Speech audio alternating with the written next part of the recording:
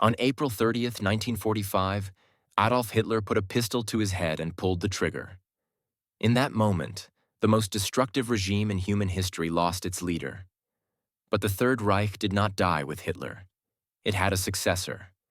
And that successor was not Hermann Göring, the flamboyant head of the Luftwaffe who had long been designated as Hitler's heir. It was not Joseph Goebbels, the fanatical propaganda minister who had stayed loyal to the end. It was a quiet, professional naval officer named Karl Dönitz.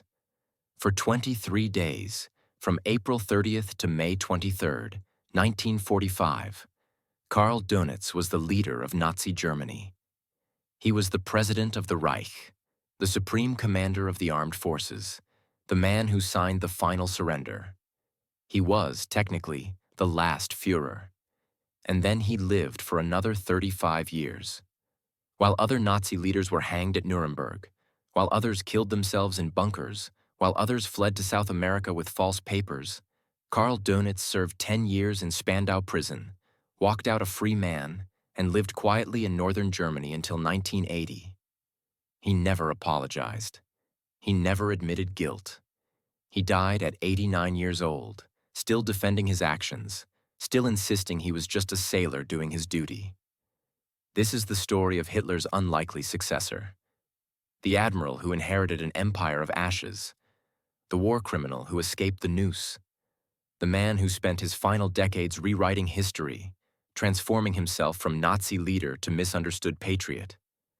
How did a submarine commander become the last leader of Nazi Germany? How did he escape execution when so many others hanged? And what happened to him during the 35 years he lived after the war?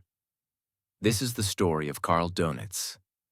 Karl Dönitz was born on September 16, 1891, in Grunau, a suburb of Berlin. His father was an engineer, a respectable middle-class professional who valued discipline and education. Young Karl grew up in a world of order and hierarchy, a world where duty and obedience were the highest virtues. He was drawn to the sea from an early age.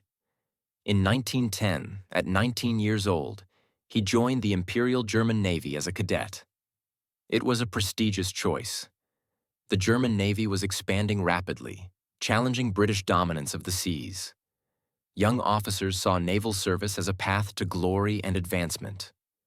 Dönitz proved himself a capable and dedicated officer. When World War I erupted in 1914, he served first on cruisers, then transferred to the submarine service in 1916. This transfer would define his entire career. The U-boats were Germany's secret weapon, strangling British shipping, threatening to starve the island nation into submission.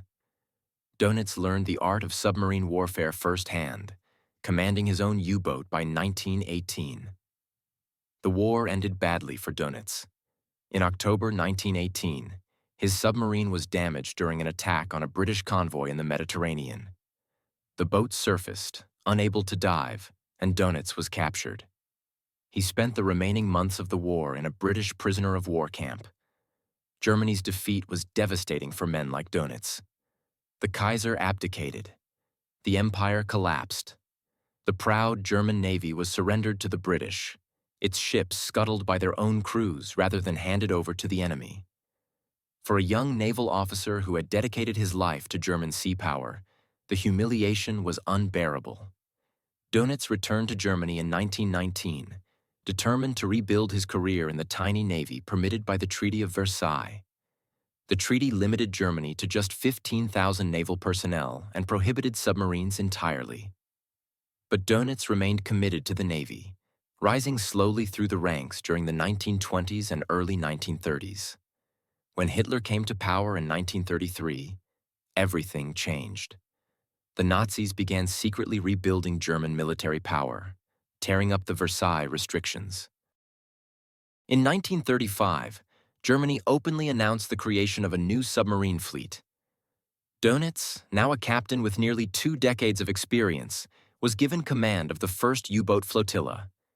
He threw himself into the work with passionate dedication. Dönitz was not just a commander, he was an innovator. He developed new tactics for submarine warfare, including the famous wolf pack strategy that would terrorize Allied shipping during World War II. Instead of submarines hunting alone, Dönitz organized them into coordinated groups that would converge on convoys, attacking simultaneously from multiple directions. He also built a close relationship with his crews. Unlike many senior officers who remained distant from their men, Dönitz made a point of knowing his submarine captains personally. He visited them before missions. He debriefed them after patrols. He mourned when they died. His men called him Der Löwe, the lion, and their loyalty to him was absolute. When World War II began in September 1939, Dönitz commanded the entire German submarine force. He had only 57 U-boats, far fewer than he believed necessary to defeat Britain. He had argued for 300 submarines before the war, warning that anything less would be insufficient. Hitler and the Naval High Command had ignored him, focusing resources on surface ships instead. Despite the limited numbers, Dönitz launched his U-boats against British shipping immediately. The results were devastating. In the first months of the war, German submarines sank hundreds of thousands of tons of Allied shipping. Dönitz's wolf packs prowled the Atlantic, picking off merchant ships, strangling the supply lines that kept Britain alive. The Battle of the Atlantic became the longest continuous campaign of World War II. For nearly 6 years, German submarines fought Allied warships and aircraft in a desperate struggle for control of the sea lanes. At its peak in 1942, the U-boat campaign came close to winning. Allied losses were catastrophic. Ships were being sunk faster than they could be replaced. Britain faced the real possibility of starvation. But the tide turned. Allied codebreakers cracked the German naval codes, allowing convoys to be routed around submarine positions. New radar technology made U-boats vulnerable when they surfaced. Long-range aircraft closed the black gap in mid-Atlantic where submarines had previously operated with impunity. Escort carriers provided air cover for convoys. The hunters became the hunted.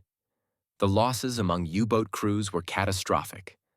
Of approximately 40,000 men who served in German submarines during the war, around 30,000 died. A 75% casualty rate. No other branch of any military service suffered comparable losses. Dönitz sent thousands of young men to their deaths, knowing by 1943 that the battle was lost but continuing to fight anyway. Why did he continue? Dönitz argued after the war that every Allied ship and aircraft hunting submarines was a resource not available for other operations. He claimed the U-boat campaign tied down enemy forces even when it could no longer win. Critics argue he sacrificed his men's lives for nothing, prolonging a hopeless campaign out of stubbornness or loyalty to Hitler. That loyalty was real. Dönitz was not an early Nazi. He had not joined the party before Hitler came to power. He was a professional naval officer, focused on his service rather than politics.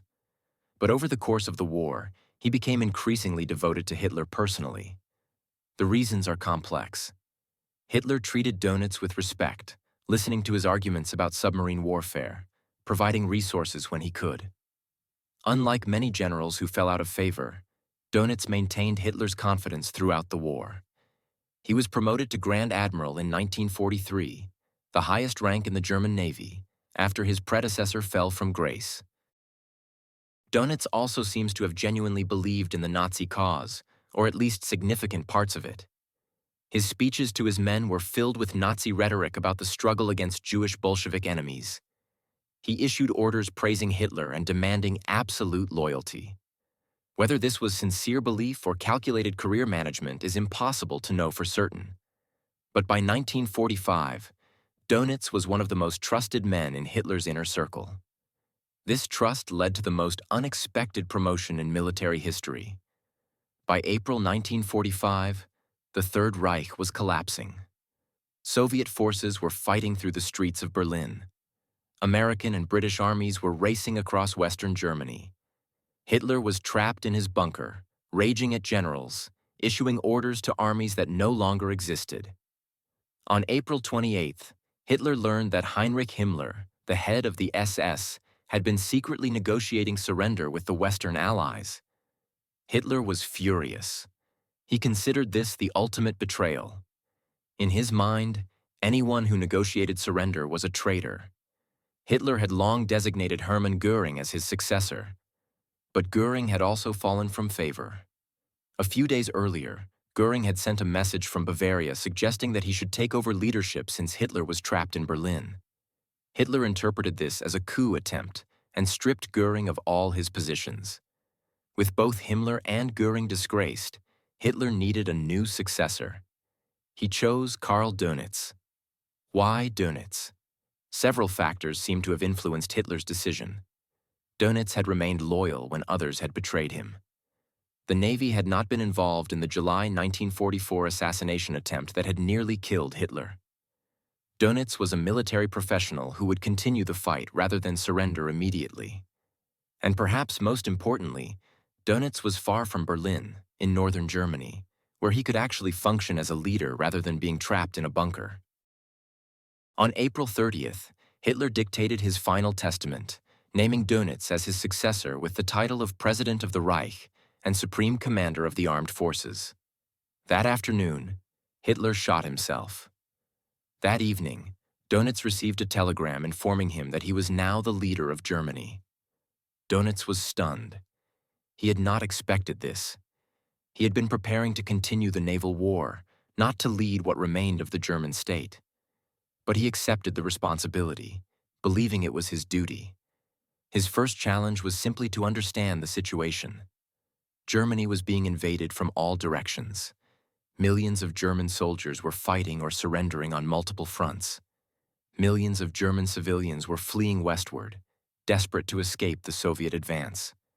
The government had ceased to function in any normal sense. Dönitz established his headquarters in Flensburg, a small city near the Danish border. He gathered what remained of the German government around him, including ministers and military commanders who had escaped Berlin. For a few days, this rump government tried to maintain some semblance of authority. Dönitz faced an impossible choice. Unconditional surrender was inevitable.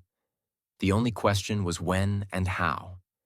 His strategy, such as it was to delay surrender to the Soviets as long as possible while allowing German soldiers and civilians to flee westward into areas controlled by the Western Allies. He hoped to surrender to the Americans and British while continuing to fight the Soviets. This strategy had some success. Over the following days, millions of Germans managed to escape Soviet occupation. Soldiers surrendered to Western forces rather than being captured by the Red Army. Civilians fled westward in vast columns of refugees. Dönitz believed he was saving German lives. But the Allies would not cooperate with a partial surrender. They insisted on unconditional surrender on all fronts simultaneously. Dönitz tried to delay, to negotiate, to buy time. But there was nothing left to negotiate with. Germany was defeated. On May 7, 1945, General Alfred Jodl signed the unconditional surrender at Allied headquarters in Reims, France. The following day, Field Marshal Wilhelm Keitel signed a second surrender document in Berlin for the benefit of the Soviets. The war in Europe was over, but Dönitz remained in power for another 2 weeks. The Allies had not yet decided what to do with the German government. Dönitz continued to issue orders, maintained his cabinet, even held meetings. It was a bizarre situation, a defeated government pretending to function while foreign armies occupied its territory. On May 23, 1945, British soldiers arrived at Flensburg and arrested Dönitz and his entire government. The Third Reich was finally, officially over. It had lasted 12 years under Hitler and 23 days under Dönitz. Now began the question of justice. What would happen to the men who had led Nazi Germany? The Allies had already decided to hold war crimes trials. The major Nazi leaders would face judgment at Nuremberg. Dönitz was included in the list of defendants. This was not automatic. He was a military officer, not a political leader. He had commanded submarines, not concentration camps. Some argued he should be treated as a prisoner of war rather than a war criminal. But the Allies decided that his role as Hitler's successor and his conduct during the war merited prosecution. The Nuremberg trials began in November 1945. 22 major Nazi leaders sat in the dock, facing charges of conspiracy, crimes against peace, war crimes, and crimes against humanity. Dönitz was among them, sitting in the back row, wearing his naval uniform, maintaining the rigid posture of a professional officer. The case against Dönitz focused on several issues. First, his role in the U-boat campaign. The prosecution argued that German submarines had violated the laws of naval warfare by attacking merchant ships without warning and by failing to rescue survivors. Dönitz had issued orders that effectively prohibited rescuing sailors from torpedoed ships. The most damning evidence was the Laconia Order of September 1942. After the submarine U-156 torpedoed the British troopship Laconia and then attempted to rescue survivors, Allied aircraft attacked the rescue operation. Dönitz responded by ordering all U-boats to stop rescue attempts. The order stated that all attempts to rescue the crews of sunken ships will cease, and that rescue efforts contradict the most primitive demands of warfare for the destruction of enemy ships and crews. The prosecution argued this was an order to commit murder, to kill shipwrecked sailors rather than rescue them. Dönitz defended himself by arguing the order merely prohibited active rescue operations, not murder. He said submarines were too vulnerable to stop for rescues, and that Allied aircraft had made such operations suicidal. The second issue was Dönitz's role in the Nazi regime more broadly. Had he supported the criminal policies of the government? Had he known about the Holocaust? Had he been complicit in war crimes beyond the submarine campaign? Here, Dönitz had a stronger defense. He was a naval officer, focused on his command. He was not involved in concentration camps or the murder of Jews. He was not part of the inner circle that planned and executed the Holocaust. His guilt, if any, was the guilt of serving a criminal regime rather than directly participating in its worst crimes. Dönitz's defense also received unexpected help from an unlikely source: the United States Navy. Admiral Chester Nimitz, the commander of American forces in the Pacific, provided testimony that the U.S. Navy had conducted unrestricted submarine warfare against Japan in exactly the same manner that Dönitz had conducted operations against the Allies. If Dönitz was guilty, then so were American submarine commanders. This testimony was crucial. It undermined the prosecution's case that Dönitz's submarine tactics were uniquely criminal. Both sides in the war had waged unrestricted submarine warfare. Both sides had attacked merchant ships without warning. Holding Dönitz guilty for doing what the Americans had also done seemed like victor's justice. In the end, the Nuremberg tribunal convicted Dönitz on 2 counts: crimes against peace and war crimes. He was acquitted on the conspiracy charge. The judges found that his submarine warfare tactics were not criminal, given that both sides had used similar methods. But they found him guilty for his role in waging aggressive war and for specific war crimes related to his commands. The sentence was 10 years in prison. It was the lightest sentence given to any of the major defendants who were convicted. Many observers were surprised. Hermann Göring had been sentenced to death. So had Joachim von Ribbentrop, Wilhelm Keitel, Alfred Jodl, and others. Dönitz alone, among the top Nazi leadership, received a prison sentence that he could actually survive. Why such a light sentence? Several factors seem to have influenced the judges. Dönitz was a military officer rather than a political leader. His crimes, while real, were crimes of war rather than genocide. The testimony from Admiral Nimitz had undermined the submarine warfare charges. And perhaps there was a sense that someone in the Nazi leadership should survive to tell the story. Dönitz was transferred to Spandau prison in Berlin, where he would serve his sentence alongside 6 other convicted Nazi leaders.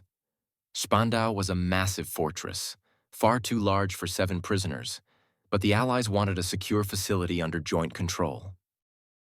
American, British, French, and Soviet guards rotated monthly, ensuring that no single power controlled the prisoners. Life in Spandau was monotonous but not harsh. The prisoners had cells, a garden where they could walk, a library, and occasional visits from family members.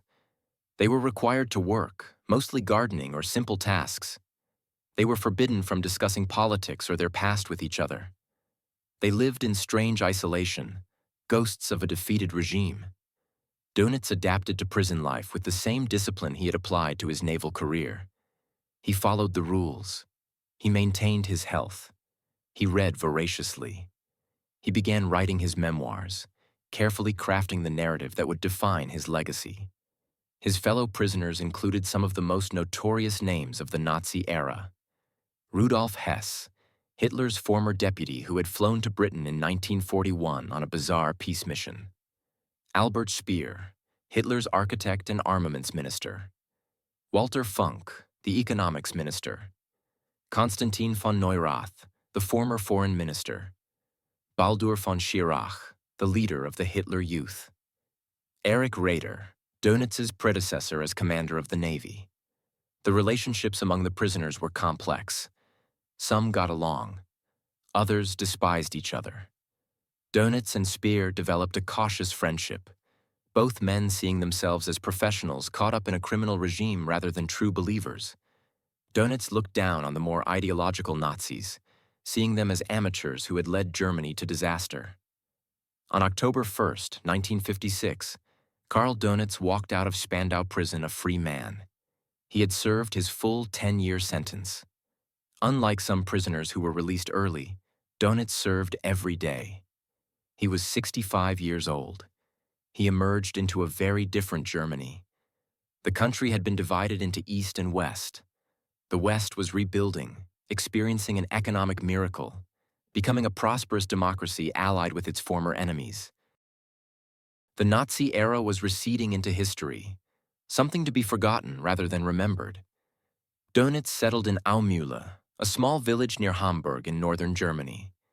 He lived quietly, avoiding publicity, focusing on writing and defending his reputation. He was not wealthy, but he had his naval pension, restored by the West German government after some controversy. He lived comfortably, if modestly.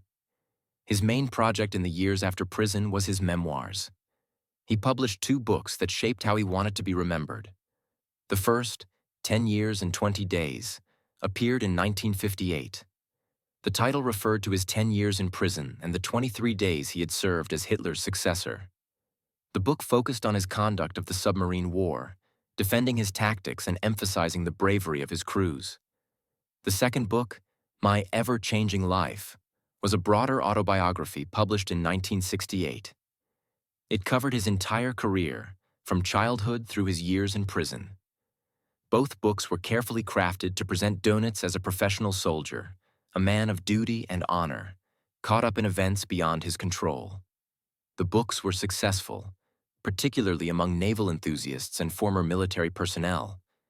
They established a narrative that Dönitz would maintain for the rest of his life, that he was a sailor, not a Nazi, that he had fought for Germany, not for Hitler, that he had done his duty as he understood it, nothing more.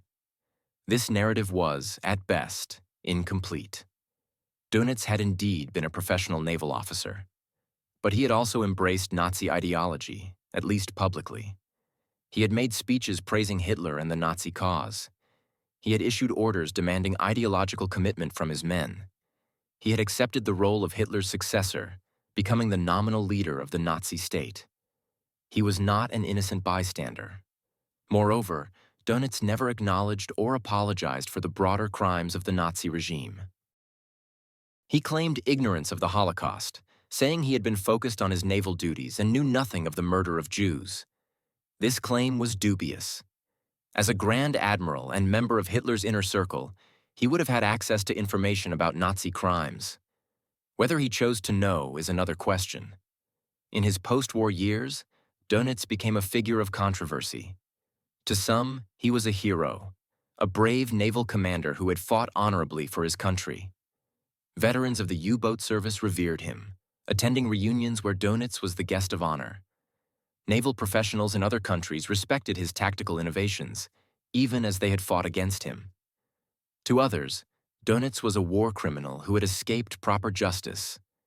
His light sentence at Nuremberg was seen as a travesty. His refusal to acknowledge Nazi crimes was seen as moral cowardice. His rehabilitation as a respected figure was seen as evidence that Germany had never properly confronted its past. Dönitz himself seemed unbothered by the controversy. He maintained his position consistently. He was a soldier who had done his duty. He had not been involved in atrocities.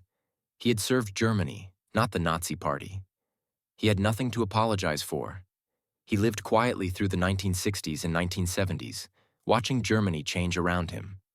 The student movements of the late 1960s brought new scrutiny of the Nazi era. Young Germans demanded that their parents' generation account for its crimes. The comfortable silence that had allowed former Nazis to live undisturbed began to break down.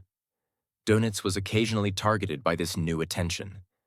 Journalists sought interviews. Historians questioned his accounts.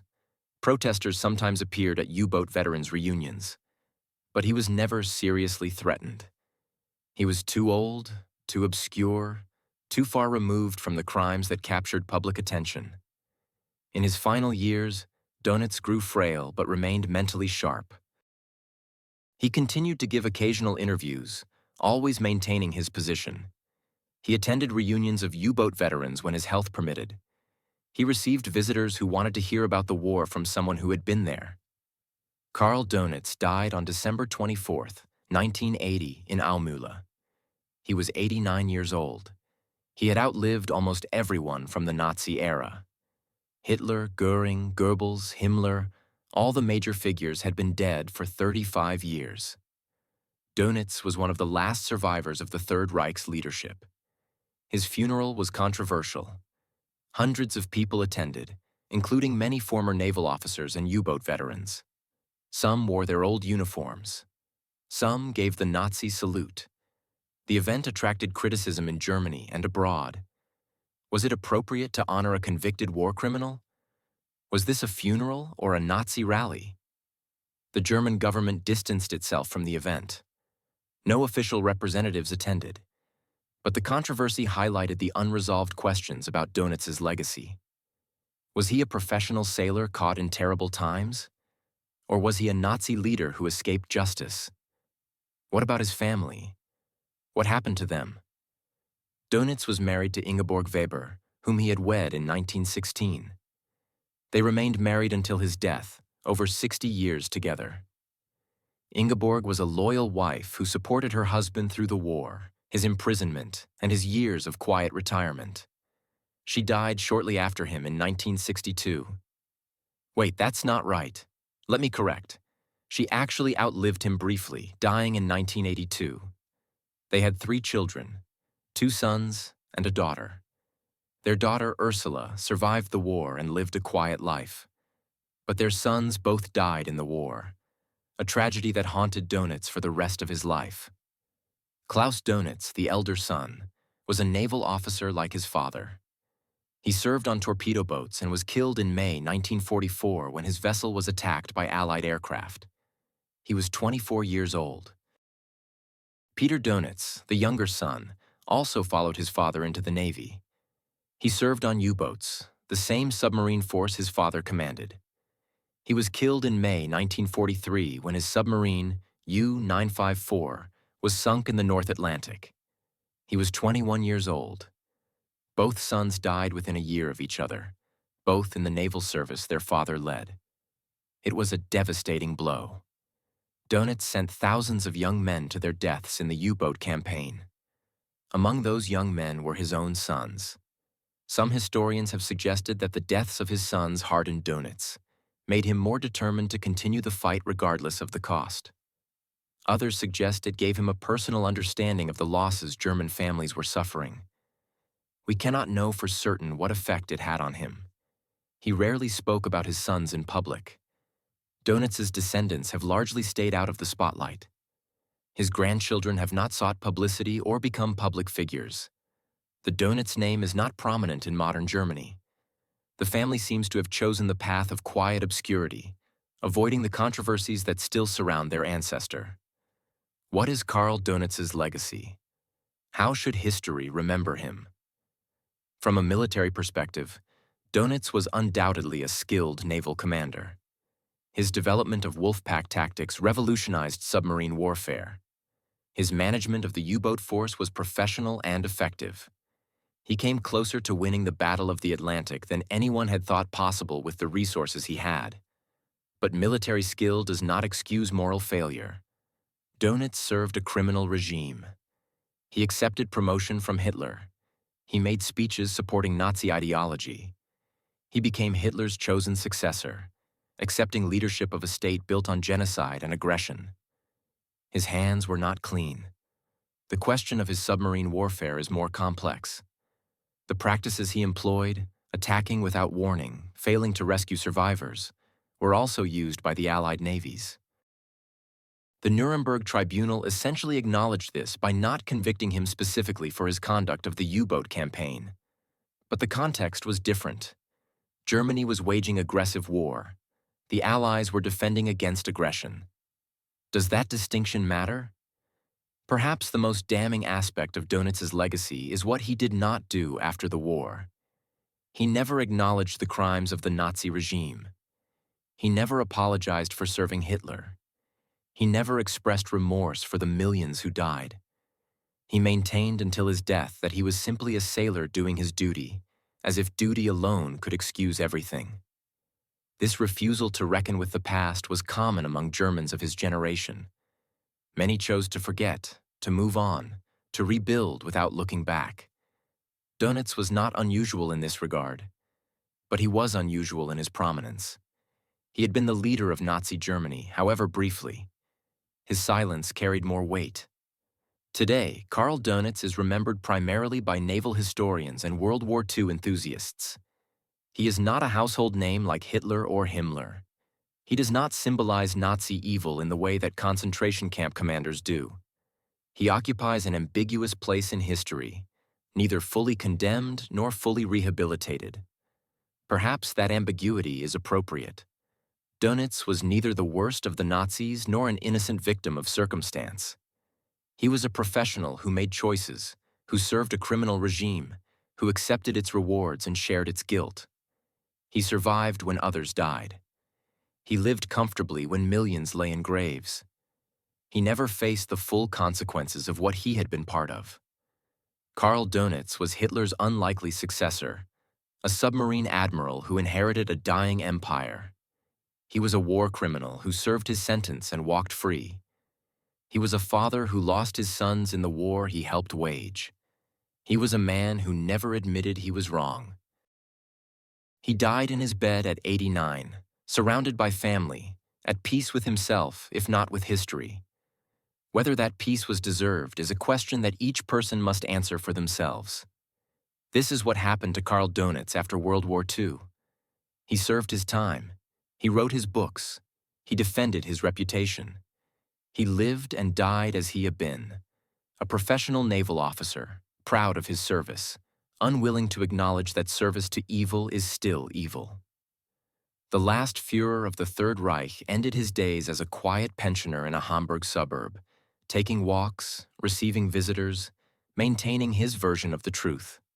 History has not fully agreed with his version, but history also has not fully condemned him.